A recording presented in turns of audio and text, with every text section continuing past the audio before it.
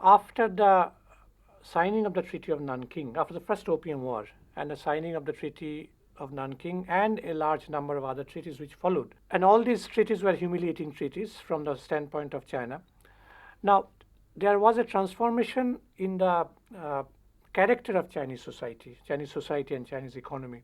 China, which was feudal in the earlier period, now became transformed into a into a feudal and semi-colonial country. One important aspect was that the influence of Western powers was felt on different branches of Chinese society.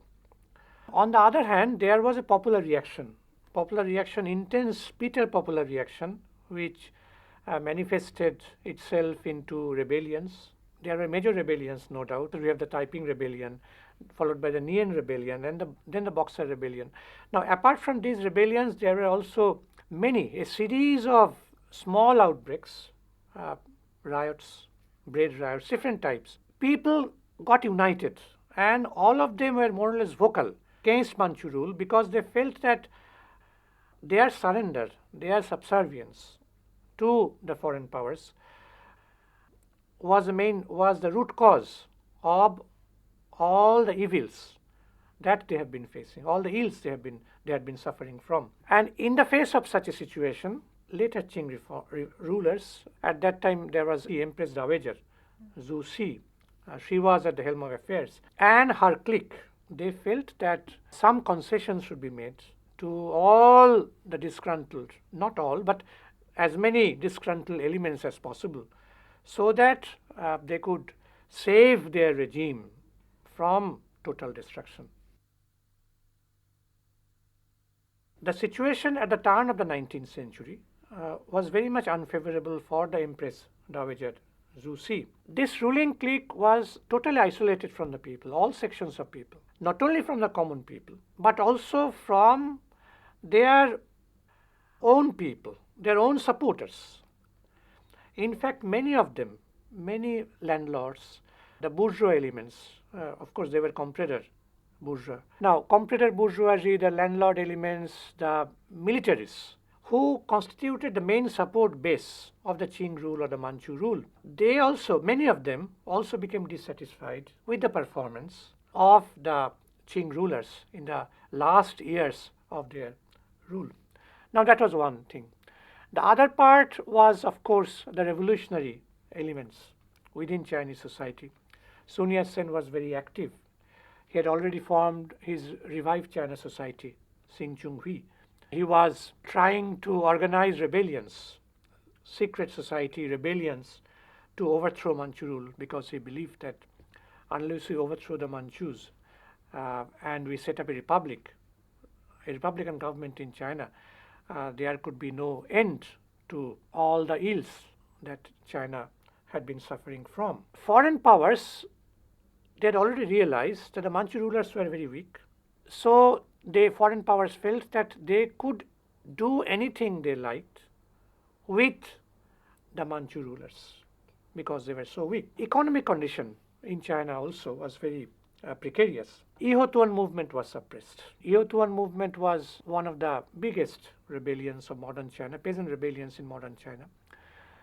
And naturally, a lot of money was spent by the Manchu rulers. That was one thing. And then there was the signing of the Protocol of 1901, and where a huge amount of indemnity, apart from other things, was extracted from the Manchu government. Now, in the meantime, in 1898, there was a reform movement, which is also called the 100 Days Reform. Actually, it was 103 days. And the reforms were quashed by the Manchu rulers. But those reforms demanded reconsideration in the new situation after 1900. New sources of revenue were to be procured to pay off the indemnities, interest on loans. Huge amount of loan was taken from foreign powers, various foreign financial cliques, financial cartels, and so that had to be paid. And then there should be stabilization of it. There should be an administrative stabilization throughout the country. In the meantime, Sun Yat-sen had been attempting his uprisings. The Boxers had also attempted rebellion, no doubt about it. Now, all those movements were suppressed, but none of those movements were dead. The movements were very much alive. Actually, it could never be suppressed because it went on raising throughout this period. In fact, the forces of change were very strong at that time. The Manchu rulers realized that some concessions should be given to hold down, to forestall any revolutionary overthrow of their already tottering regime. They must be saved from disaster. Another thing is that there are many elements belonging to the ruling clique, such as the landlords, such as the comprador bourgeoisie, such as the militaries, who had foreign links. They're very much linked up, tied up with foreign powers.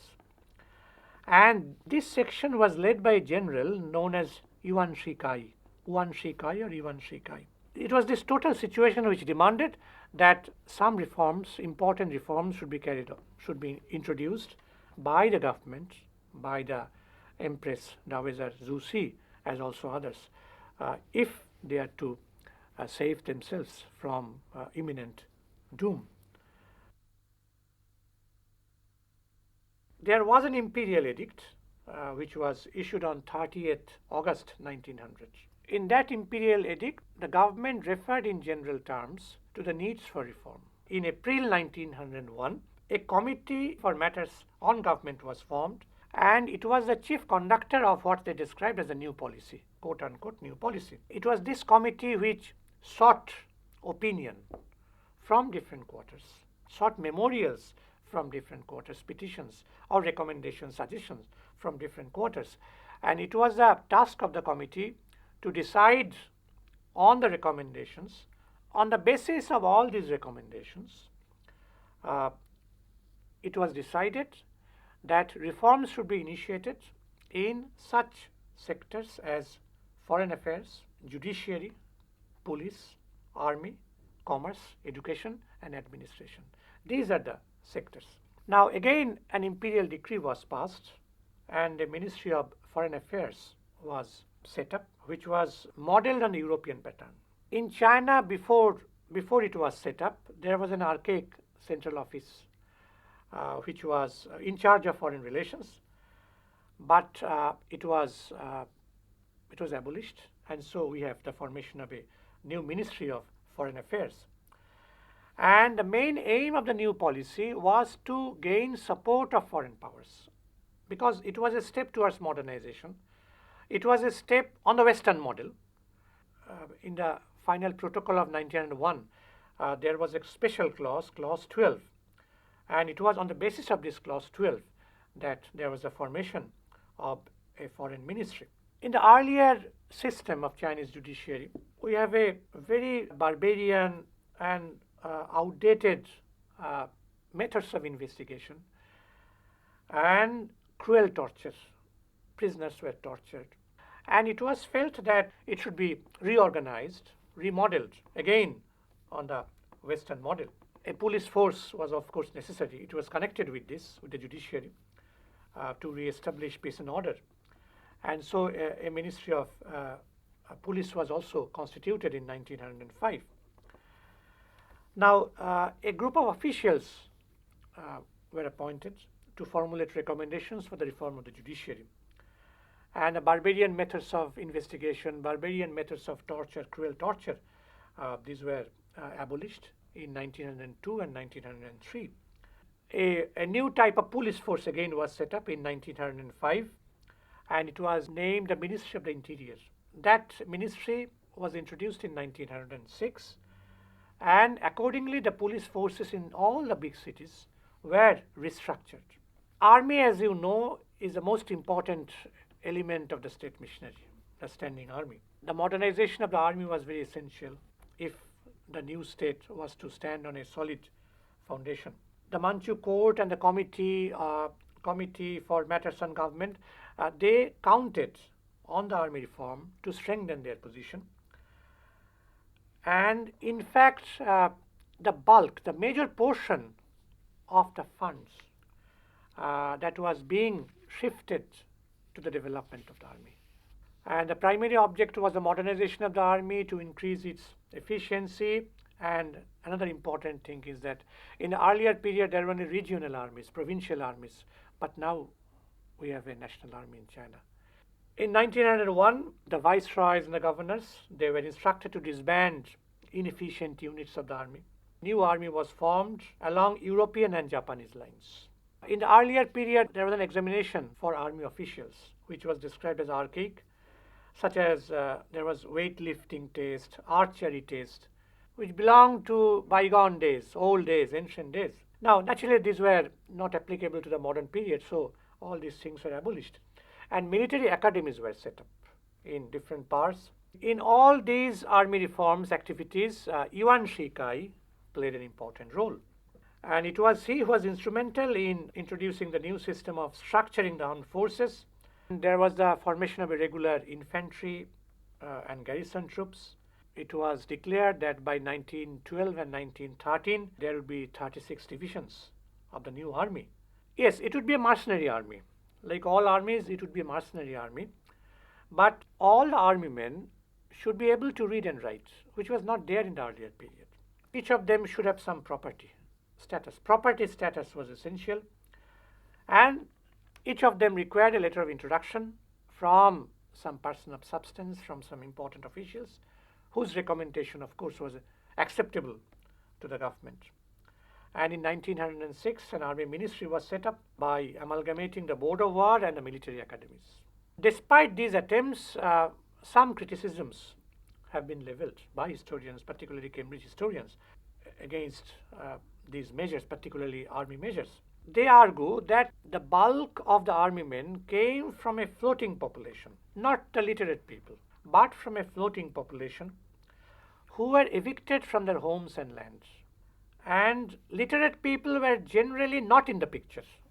There must have been some literate people, but that was not the general picture. Now, to reorganize the army, a problem cropped up, and that is to reorganize the army, provincial support was essential. But the fact is that the Manchu rulers were forming a national army, a central army, not a provincial army. So, if they formed a national army, central army, then that would go against provincial interests. But to form a national army, they were to depend on provincial financial support. So naturally, it was very difficult to get financial support from different provinces because people knew that the army raised thereby would not be a provincial army, but a central army, which would not cater to their interests.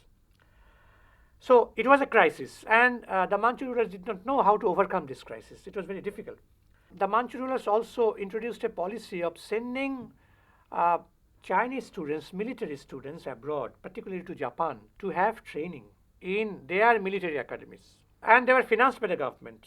Now, these students also started questioning the legality of Manchu rule itself, questioning such a policy. So, problems cropped up from different quarters, despite attempts made by the central government. Now, money was absolutely essential, so there should be the development of commerce. The government should change its attitude towards the bourgeoisie. Some changes were essential to procure money, particularly from the bourgeoisie. In 1903, a Ministry of Commerce was established, again by an imperial edict, and steps were taken to encourage investments in industry and trade. The special officials were appointed in the provinces to give license to the merchants and the industrialists. In 1903 and 1904, the court published regulations governing the chambers of commerce and industry in provincial seats and bigger cities, and a foundation for commercial industrial legislation was also laid thereby. They also had the merchants also now could be conferred titles and offices, which was not there in the earlier period. Now, the Chinese system of education till then was based on Confucian learning. Now, that system was discontinued from 1905. That is a system which continued for a period of about 24-25 centuries, was discontinued during this period of later Qing reforms. And in place of the old system, we have a new civil service examination which emphasized the political history of China as also the Western science. These were two important components of the new civil service examination, which was not there in the earlier period. In the earlier period, we have the essay system examination. They called it 8-legged essays on Confucian morality. Now, that was discontinued. Now, in September 1901, there was again a decree on education. It was decided that there should be 3 grades: the primary, secondary, and the higher grade. And the graduates of the secondary and the higher grades, they were entitled to serve in official positions. At one point of time, both the system, old and the new system, continued for some years. And after that, the new system was introduced. An academy, an old academy, known as the Hanlin Academy, which supplied the court with top rank officials. They now were required to pay attention to practical and natural sciences in order to meet the needs of the court, the needs of the government. And in 1905 was formed a Ministry of Education, and gifted young men, they were sent abroad at state expense to get higher education. Again, some scholars, particularly of the Cambridge School, they argue that the fact that the Chinese abandoned the Confucian system of education, it implied a revolution in the political attitude and values. And the Confucian system, but the important point is that if we call, yes, there was a change in the realm of superstructure, there is no doubt about it. But to introduce a reform in a particular field, to introduce an act is one thing, but to have changes, fundamental changes taking place in the minds of the people is another. And even though from 1905 a change was introduced, fundamental change was introduced in the realm of superstructure, the system, the Confucian influence was very much there. And this is attested by the fact, by the events that took place during the May 4th movement of 1919. Even during the Cultural Revolution of 1960s, when Confucian ideology was attacked, in the May 4th movement, girls, school and college girls, they took to the streets and raised the slogans, "Down with Confucius" and so on. So Confucian ideology was very much there, despite the fact that an important change was introduced by during the later Qing period. In the earlier period, there were many officials, a large number of officials in localities, in regions, or in provinces, which are superfluous. Now, all these were abolished. Officials were dismissed, they were abolished, whole system was abolished.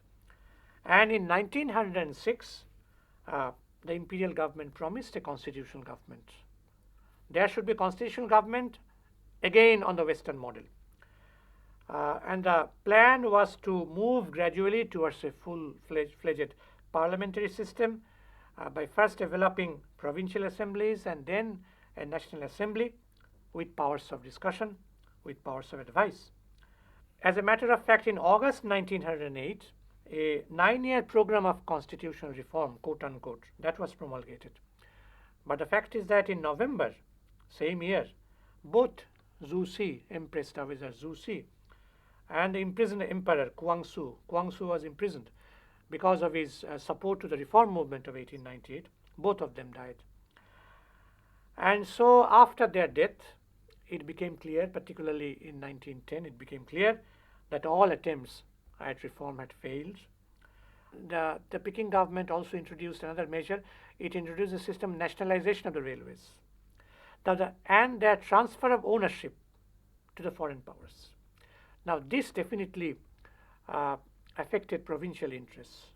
So there was much outcry, public outcry from the provinces. And it was Sun Yat-sen took advantage of this crisis, the all-round crisis. And he gave leadership in a revolution under his society, Tung Meng Hui, or Revolutionary Brotherhood, which put an end to Manchu rule in 1911. So, in your opinion, why were these judicial changes necessary? The whole administrative setup catered to the interests of the feudal society.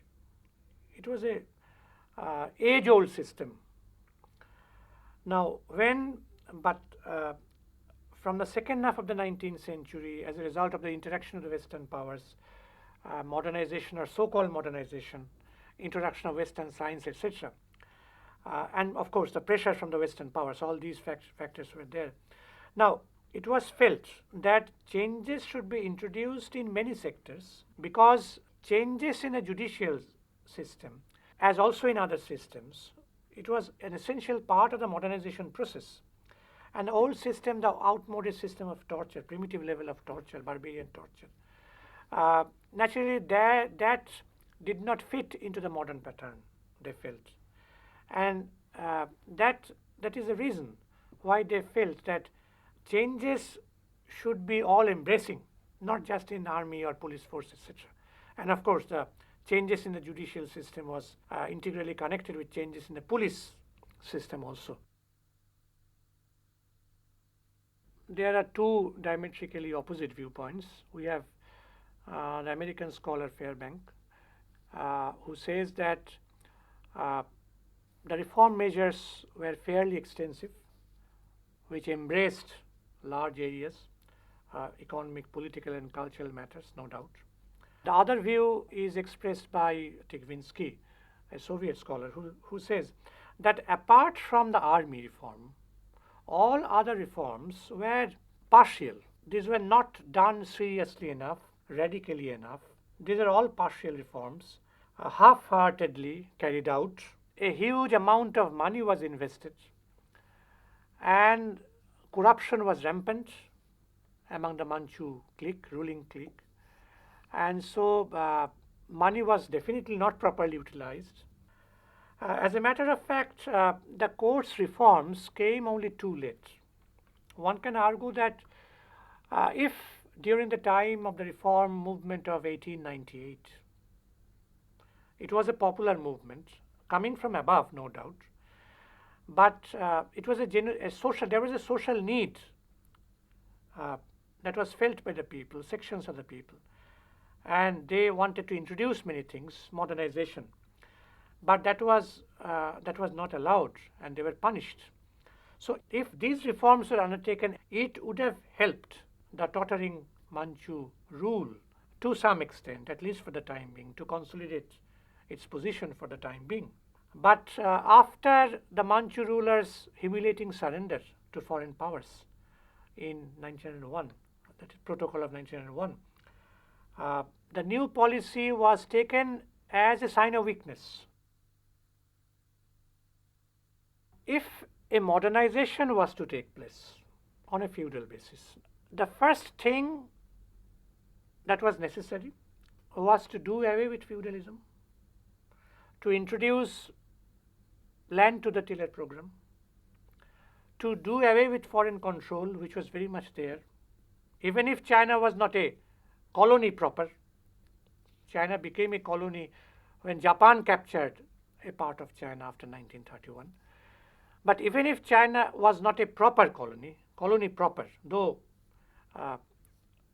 influence was there, extraction was there, we know. So if it has to be anti-feudal and anti-imperialist in character, and the Chinese capitalists, the national capitalists, not the competitor section, because they tied up with foreign powers, and if they could adopt a policy of self-reliance, then there could have been a full-blooded development of capitalism. But nothing was done, and that is the reason why later Qing reforms, these were doomed to fail. The reforms of 1901 to 1908, also known as the later Qing reforms, were introduced by the Empress Dowager Zhu Si and her ruling clique.